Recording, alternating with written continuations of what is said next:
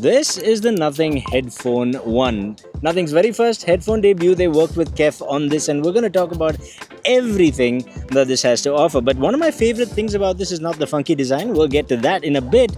It's actually this case. Now, this case doesn't seem like anything special, although I like that little grab handle-ish thing over there. And they've got this little thing over here, a little nod to the Nothing ear case, little dimple over there. But the coolest thing is how thin this is. Now, the Sony X Mark 6 is one of my favorite cases. It's got that magnetic clasp.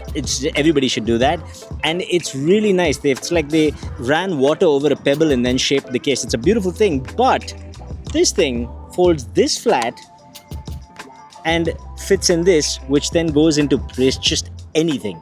You have a backpack, you have a suitcase, this fits in.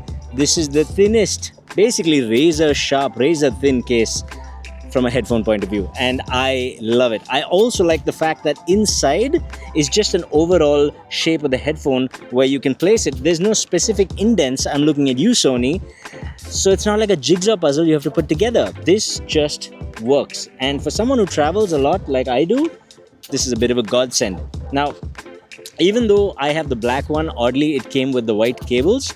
I don't know why that is, but it does come with a 3.5mm cable and a USB-C to USB-C cable. Now, there's no getting away from it. This is a very distinctive design, and honestly, I wasn't so sure about it when I saw the pictures online, but in the hand, yeah, it looks kind of cool.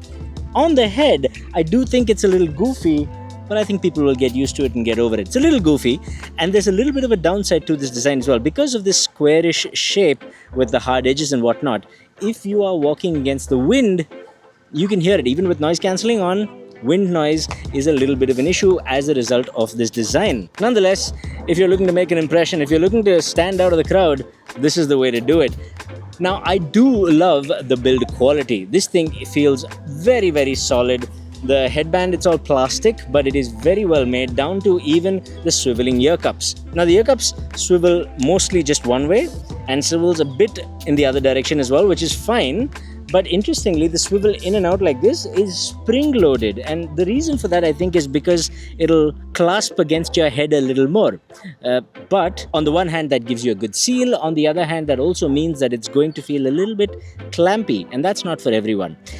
The big issue here, though, is the weight. This is not a light headphone. I mean, I think in more than one way, they went after the AirPods Max theme, and they made it not quite as heavy as the AirPods Max, but pretty heavy, and combined that with the rather narrow headband with not much cushioning at all. And I can tell you that one of the big disappointments of this headphone is that it's not really great for long listening sessions. You'll get away with it, don't get me wrong. You'll find a position that works for you, but it's just not nearly as comfortable as I think it ought to be. And I think it can be just with a few changes, just a little less weight, a little wider headband, and a little more cushion, and this thing would have been way, way better.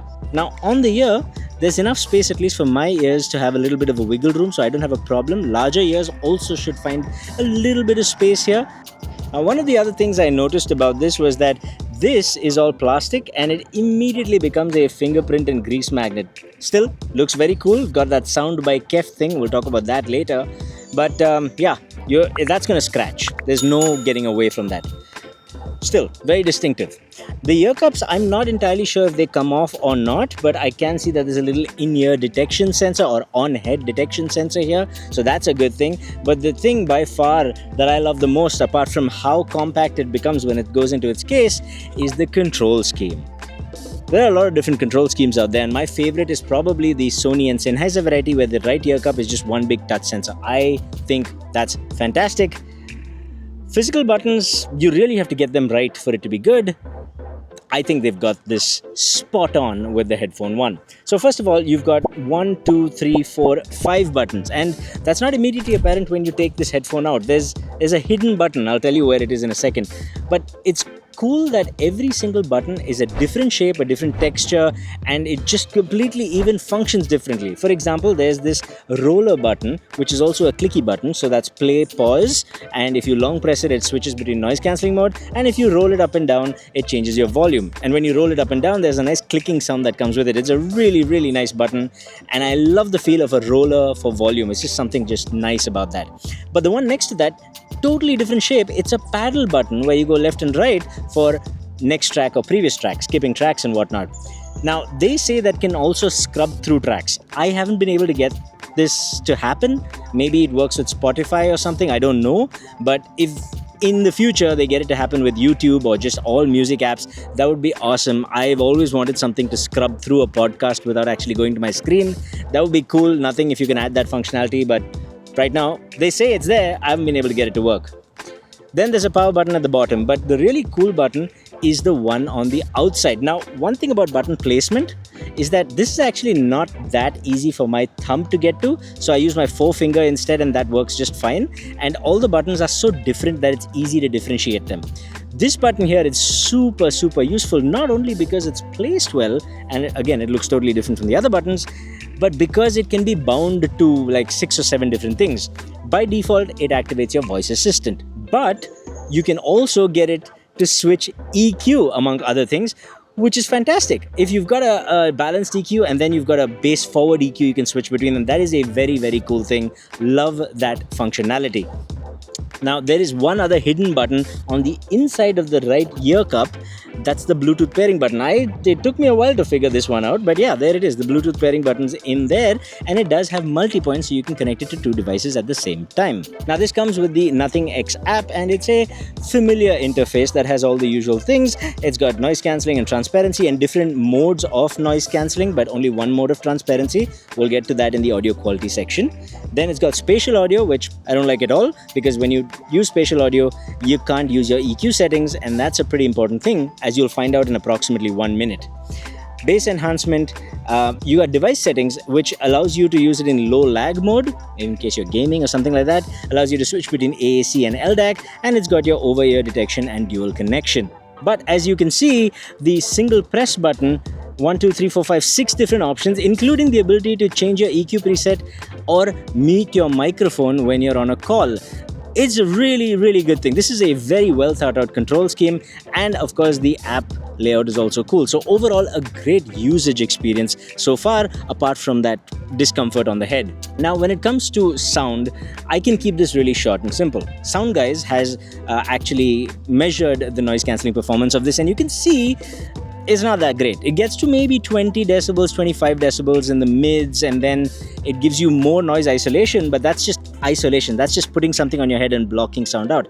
The active noise cancelling part is actually not doing very much at all. I didn't expect them to do much. This is their first headphone, but it's $300, and the noise cancelling is definitely not up to par for that money, especially since you can get something like the Sony X Mark V for $300 or even less now. You can get the Sennheiser Momentum 4 for less than $300 now. So competition is fierce, and I don't think noise cancelling is going to cut it. Having said that, it's not that it's useless. It does make a very noticeable difference in your environment. But if you're in an environment that has a lot of low rumbly noise, air conditioning in the background, you're on an aircraft, that sort of thing, then this is not going to do nearly as well as some of the other offerings you can get at this price point. Transparency is also exists sort of situation where it just boosts everything around you. There's no finesse here, which is odd because with the Nothing Ear A, they actually had finesse. They displayed that they can put in a little finesse. I mean, it wasn't perfect, but it was even. It sounded relatively natural. This one does not sound natural. Transparency sounds very unnatural, does the job. You can hear your surroundings extra clear, but it doesn't sound like you don't have headphones on, which the best noise cancelling headphones will do for transparency. Bose Quiet Comfort Ultra does this, the Sony X Mark 6 does this, the AirPods Max do it. You see my point? Those are all more expensive though. To be fair, this is cheaper, but transparency is at best mediocre, just like the noise cancelling is. I'm going to give it a mediocre, even though I'm being a little generous there. Which brings us to the sound. Okay, they make a big deal. There's much brouhaha here about working with Kef. Kef is a brand that is known for speakers, and they do a bloody good job of it. They've only made one headphone ever, and I don't think it was very well received.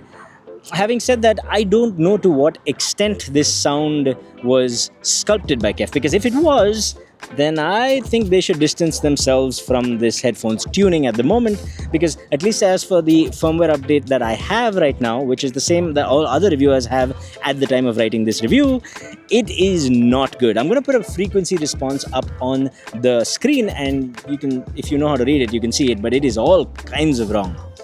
Here's the thing, when you first put this on, it's not going to sound bad. It's going to sound bassy and thumpy and fun. And to be fair, I like the bass. It's really tight, well controlled. There's a lot of it. People love that, right? And it is good quality bass in my opinion. So that's good. But then the vocals are also pushed forward and the trebles also pushed forward. Everything is very in your face, pushed forward, and everything comes from within your head. So it's not a wide, spacious sound. And it's a very in your face sound that sounds exciting for about a minute and then starts to get very fatiguing very quickly. So I made my own measurements and I decided to use the EQ that's in the app. Now there's two EQs in the app. One is your basic 3-axis EQ, which you just go and watch my other Nothing earphone reviews to understand why I don't like this EQ. It behaves in ways that are not intuitive at all. And I'm not going to spend any more time on this because they also give you a 10-band parametric EQ, which is very, very cool. But here's a problem. Fundamentally, a headphone should sound good without me having to go into EQ. Having said that, almost no headphone in the world, even wired headphones, almost no headphone in the world really does. It's very, very hard, it turns out, to make a well-tuned headphone, and it's even harder to make one that is closed back and noise cancelling. It's got all these electronics. So, I mean, the job is difficult, to be fair. They should have just inbuilt an EQ that did more than they have so far, because this is just not great sound. Now, the problem with a lot of people who will buy this headphone is they don't know how to use this EQ, and it's way too complicated to get the right output, to get the clean, balanced sound that you might be going for. So I did it for you. If you're watching this on a TV, you can scan the QR code, or you can take a screenshot and then scan the QR code, and it should give you my EQ setting, my fixed EQ. Now, bear in mind that there are different ways to do this. This is one approach where I originally had less bass and I've added a little more bass. So it's a relatively balanced, spaced out sound, more laid back than the stock sound, and it still has that bass emphasis that people like. So I've tried to sort of please everyone here. Use it as a jump off point. This was the original EQ. This is the EQ that I'm giving you. So it is a significant improvement in sound quality, at least in my opinion, but there's a chance that some of you might be able to do better. Feel free to run with it. Use this as a jump off point, make it your own. When you EQ it, honestly, it doesn't sound that bad. With EQ, it's got great bass, it's got a nice even mids, it's got actually decent treble without being overly sharp, although there is that key, and this is really annoying because I had to tune that out by doing some jiggery pokery around, but there's this spike at about 5 kilohertz. Once you've heard this spike, what that sounds like in music, you can't unhear it. If you've heard the Google Pixel Buds Pro or the Pro 2, both of them have this spike around 5, 6, 7 kilohertz. It's very annoying, this sharpness, this spiciness, that's really annoying. And if you tune that out, you realize, oh my god, this is so much less fatiguing. So I've tried to do that for you guys as well. Yeah, there's just too many flaws in the basic sound signature of this headphone. And the way to fix those flaws, one, there's too many, two, it's too complicated a way to fix it. That's the problem with this headphone. Fundamentally, this is quintessentially style over substance. And to be fair, there's a lot of thought that's gone into it. Love the control scheme, love the build quality, the app, the little thing where you can mute your mic, the extra button there. I appreciate all those things. And the fact that it folds so neatly into, I can't get over the size of this case. There's a lot to love here. But a headphone must, above all else, be comfortable and sound good. And this one isn't either one of those things. And you might be able to get over the comfort factor, but the sound, you can do so much better for $300. So much better. That's my problem. This is a first generation headphone, and I never really recommend the first generation of anything. Headphone, smartphone, doesn't matter. But I think Nothing has some good bones to start working with here. I just don't understand how they got the sound the way they did. I think what they did was they went for a very exciting sound that'll get a lot of people pumped up. But if you listen to the original sound over a period of time, I suspect, maybe this is just me, that it'll get very, very fatiguing. Above all else, don't let a reviewer, if you've already bought this, don't let a reviewer mess up your enjoyment of a product. If you've already got it, then please, by all means, enjoy it. Use my EQ. It might help you further. And there's a couple of other EQs that are going to float around by some other audio YouTubers. Try those as well. See which one you like. I think you can get great sound out of this. And once you do, you've got some headphones that, yeah, they're a little bit uncomfortable, but they're a definite statement piece. They give you a reasonable amount of noise cancelling and a really good control scheme. All right, before we wrap this up, this is the mic quality test of the Nothing Headphone 1 with traffic whizzing by in the back. This is me speaking in a normal volume, not trying to shout and make things any more biased than they have to be. I gotta say, as I walk down the street, all the ladies look at me now because of this headphone. Yeah, that's a complete lie. No one gives a shit, dude. If you like it, you like it, and that's about it. But what do you think of the mic quality?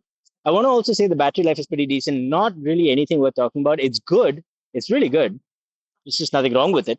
So I didn't really cover that much. But what do you think of the microphone? And what do you think about subscribing? I think you should subscribe. Above all else, subscribe to the channel and maybe become a member, a paying member, contribute to the channel, and I will give giveaways. I always do. I will again. I'll see you in the next one. Stay happy, stay peaceful, stay colorful. Namaste.